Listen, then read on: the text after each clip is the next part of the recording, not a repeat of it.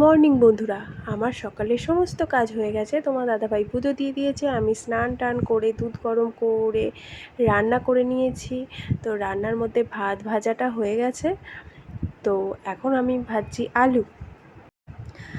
আজকে একটু তাড়াতাড়ির মধ্যে আছি, সেই জন্য দেখো ওদেরকে উঠিয়ে দিয়েছি ঘুম থেকে। এখানে আমি দুধ আর বিস্কুট ভিজিয়ে দিয়েছি, মানে এখনও গরম আছে। আর এখানে আমি ভেজে নিচ্ছি ডিম ভাজা দিয়ে আলু দিয়ে মাখা মাখা একটা তরকারি করব।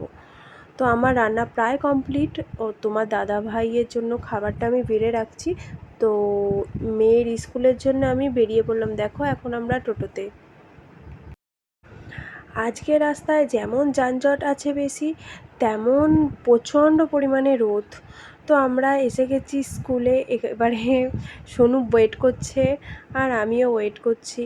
তো ওয়েট করতে করতে ম্যাম এলো, সোনুকে নিয়ে চলে গেল ক্লাসে। তো মিষ্টি এখানে এই যা খায় খেয়ে নিচ্ছে। তো সোনুর ক্লাস শেষ হলো। দেখো এখানে বৃষ্টি পড়ছে, এখন বাজে দুপুর 2টো। তো বৃষ্টিটা একটু থামতে আমরা টোটোতে উঠলাম। দেখো চারিদিকে কেমন জল জমে গেছে। অনেকটা আসার পর আমরা এবার চলে এসেছি আমাদের বাড়ির রাস্তা, মানে এখান থেকে আমাদের আর কিছুটা দূর বাড়ি। তো এখানে দেখো কত সুন্দর লাগছে। বৃষ্টির পরে কিন্তু একটা ওয়েদার ভীষণ সুন্দর লাগে, ঠান্ডা। আর এখানটা এত সুন্দর জল জমে গেছে, গরুগুলো দাঁড়িয়ে আছে। তো আমরা চলে এসেছি, এই সিঁড়ি দিয়ে আস্তে আস্তে হাঁটছে। তো সোনু খুব বিরক্ত হয়েছিল, চারিদিকে জল। মিষ্টি এখানে চলে এসছে। তো এইবার চাবিটা খুলছি, এবারে যেন শান্তি। সারাদিনের পর বাড়িতে এসে একটু শান্তি লাগছে।